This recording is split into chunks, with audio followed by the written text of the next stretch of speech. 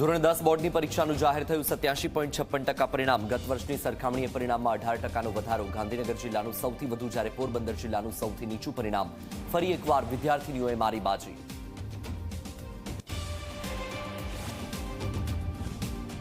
ધોરણ 10ના પરિણામમાં ગરીબ ઘરની દીકરીઓએ માર્યું મેદાન. અમદાવાદમાં સેલ્સમેનની દીકરી યશવી રાઠોડે મેળવ્યો A1 ગ્રેડ, તો અમદાવાદમાં પ્યુન તરીકે કામ કરતી માતાની દીકરી ધ્વની બારૈયાએ પણ મેળવ્યો A1 ગ્રેડ. સખત પરિશ્રમથી મેળવી સફળતા. મહીસાગરના પ્રથમપુર બૂથમાં બૂથ કેપ્ચરિંગની ઘટના બાદ શરૂ થયું ફરીથી મતદાન. પોલીસના કડક બંદોબસ્ત વચ્ચે મતદારો કરી રહ્યા છે પોતાના મતાધિકારનો ઉપયોગ. ભાજપ નેતાના પુત્રએ લોકશાહીના ઉડાવ્યા હતા લીરે લીરા.